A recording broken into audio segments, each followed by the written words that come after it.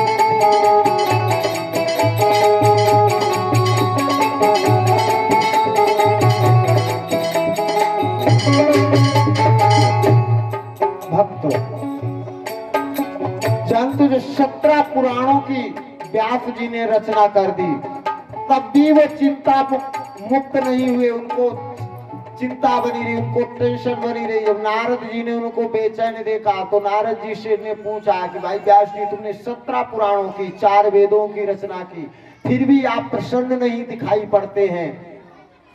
तो उन्होंने कहा, इतनी रचनाएं मैंने शास्त्रों की, लेकिन उनमें सब में कर्म प्रधान है, कर्म करना पड़ेगा, मेहनत करनी पड़ेगी। लेकिन श्रीमद् भागवत कथा क्यों सरल है, क्यों अच्छी है कि खाली बैठ करके अगर उसको सुन भी लिया जाए, सुनने मात्र से कल्याण हो जाता है। वेद व्यास जी ने कि ब्रह्म पुराण, पद्म पुराण, विष्णु पुराण, शिव पुराण, लिंग पुराण, गरुड़ पुराण, नारद पुराण, मत्स्य पुराण, अग्नि पुराण महाराज जी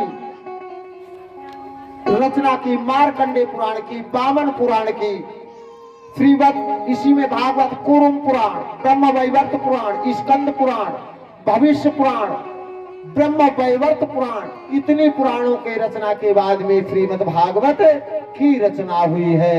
ऐसी है श्रीमद् भागवत ज्ञान गंगा, जो इसको इसकी छाया से, इस पांडाल की छाया से भी निकल जाता है, उसको भी गंगा स्नान करने का फल प्राप्त हो जाता है।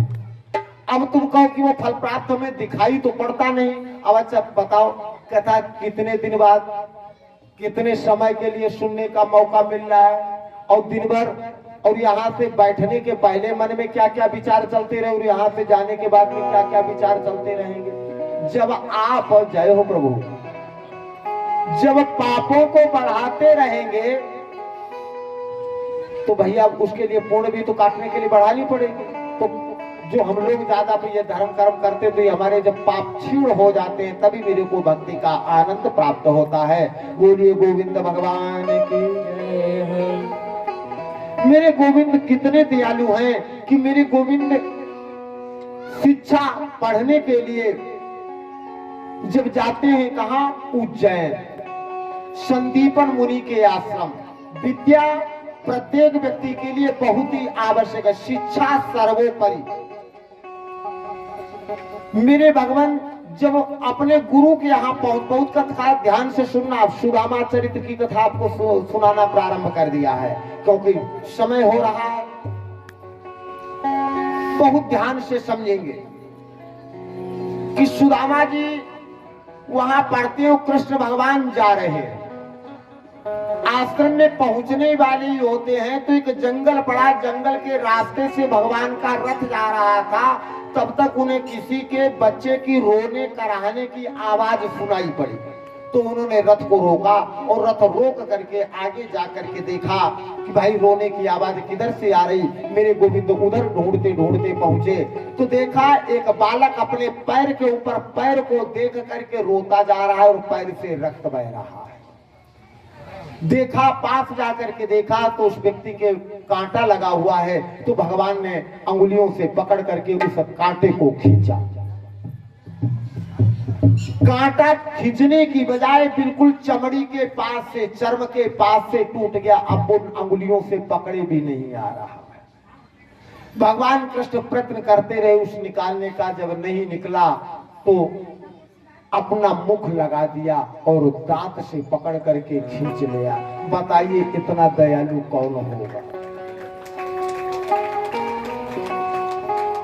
आज तो जिसके पास थोड़ा भी कुछ हो जाए, प्रभुता पाहि काहि मद नाही। जिसके पास कुछ थोड़ा बहुत भी कुछ, चाहे वो ज्ञान हो, चाहे वो बल हो, चाहे वो धन हो, महाराज जी वो फूले नहीं समाता है, वो सामने वाले को कुछ नहीं समझता। लेकिन मेरे कृष्ण गोविंद, बात मुंह से कांटे निकालने की नहीं है, बात है हृदय में प्रेम, बात है मन में दया, बात है कि अहम का न होना। जब दांत से पकड़ के कांटा खींच के निकाल दिया, रक्त को अपने पीतांबर से पोंछ दिया। अब व्यक्ति से पूछा, भाई आप कौन? तो उस व्यक्ति ने बताया कि मेरा नाम सुदामा है, मैं यही संदीपन मुनि के आश्रम में शिक्षा ग्रहण पढ़ाई करता हूँ। कन्हैया खुश होने लगे, वाह ये तो बहुत बढ़िया वाली बात हो गई। अरे भाई, अगर हम कहीं जा रहे हो, माना कि हम गांव जा रहे हो और स्टेशन पर पहुंचे और जहां हम जा रहे हो वहीं का व्यक्ति से मुलाकात हो जाए, खुशी होती या नहीं होती? सुदामा कन्हैया भी खुश हो गए कि अब तो वहीं आश्रम में एडमिशन कराने अपना जा रहे हो, वहां के तुम मिल गए, दोस्ती कर लो। सुदामा की तरफ देखा, सुदामा ने रथ की तरफ देखा, फिर कृष्ण की तरफ देखा। सुदामा ने कहा, तुमने कांटा निकाला, तुम्हारी बहुत बड़ी मेहरबानी, लेकिन मैं तुमसे दोस्ती नहीं करूंगा। कन्हैया ने कहा, भाई दोस्ती क्यों नहीं करोगे? सुदामा कहने लगा, देखो भाई, दोस्ती और दुश्मनी बराबर वाले से अच्छी लगती। तुम एक राजा और हम एक निर्धन गरीब ब्राह्मण, हमारी तुम्हारी दोस्ती कैसे?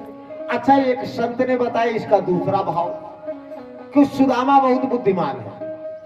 उसने सोच लिया तुरंत, जैसे ही कृष्ण ने कहा कि तुम हमसे मित्रता कर लो, वैसे उसने बड़ी दूर तक की सोच ली। उसने सोचा कि 4 दिन बाद मेरा ब्याह होगा, मेरी पत्नी आएगी और कृष्ण हमारे मित्र होंगे और ये हमारे घर में आया जाया करेंगे और लोगों का मुंह पकड़ा नहीं जाएगा। लोग यही कहेंगे कि सुदामा की पत्नी ने अच्छे खासे राजा के लड़के को फंसा रखा है, हमारी पत्नी की लोग बेइज्जती करेंगे, उसके सम्मान को ठेस पहुंचेगी। अगर चलो पत्नी के विषय में नहीं कहेंगे, दुनिया का काम है कहना, नहीं तो लोग ये तो कहेंगे सुदामा जी ने खूब एक रईसजादे को फंसा रखा है, रोज उसको लूटते रहते। तो सुदामा ने कहा, देखो हम तुमसे दोस्ती नहीं करेंगे। कन्हैया ने कहा, भाई हमारी तुम्हारी दोस्ती के बीच में धन कहां से आ गया? धन को अलग रखो, तुम दोस्ती करो। सुदामा ने कहा, तो एक हमारी शर्त होगी, अगर मेरी शर्त को तुम बात स्वीकार करते तो मैं तुमसे दोस्ती करूंगा। कन्हैया ने कहा, कौन सी शर्त? सुदामा ने कहा, पहली बात तो है कि जब तक मैं तुमको अपने घर पे स्वयं न बुलाऊं तब तक तुम मेरे घर नहीं आओगे, और दूसरी शर्त यह है कि जब तक मैं स्वयं मदद न मांगू तब तक तुम हमारी मदद नहीं करोगे। भाई तुम हमको गरीब देख करके रोज तुम हमारी हेल्प करते रहो, मदद करते रहो, तब तो तुम हमारे ऊपर दया कर रहे हो, दोस्ती का है, दोस्ती की तो बराबर कर। हम अपने जगह पर खुश रहे हो, तुम अपनी जगह पर खुश रहो, तब तो दोस्ती पक्की। कन्हैया मुस्कुराए और कन्हैया ने कहा, ठीक है। इसीलिए तो सुदामा इतना कष्ट उठाता रहा। क्या मेरे गोविंद को पता नहीं था? लेकिन गोविंद से पहले ही सुदामा ने वचन ले लिया है कि जब तक मैं तुमसे मदद न मांगू तब तक तुम हमारी मदद मत करना, जब तक मैं तुम्हें स्वयं न बुलाऊं तब तक तुम मत आना। इसीलिए तो सुदामा इतने कष्ट उठाता रहा, मेरा गोविंद चाह करके भी आंखों में आंसू बहाता रहा कि मेरा मित्र दुखी, मेरा मित्र दुखी, लेकिन मित्र की कोई मदद नहीं कर सके। मेरे भगवान, आगे एक दिन की बात है, भगवान कृष्ण और बलराम का वही कॉलेज में एडमिशन हो गया, पढ़ने लगे। और एक दिन की बात है कि बारिश हो रही थी, सर्दी का मौसम, घर में ईंधन नहीं था, पहले चूल्हे पर भोजन प्रसादी बना करती थी। तो मेरे भगवान, गुरु पत्नी ने कहा सुदामा से, सुदामा तीन बालकों में सबसे बड़ा है और समझदार है। घर में कुछ ईंधन नहीं है जिससे कुछ भोजन प्रसादी बनाई जाए, और अपने यहाँ पर छोटे छोटे बच्चे पढ़ते और बच्चों की आदत होती है थोड़ी थोड़ी देर में कुछ खाते पीते रहना।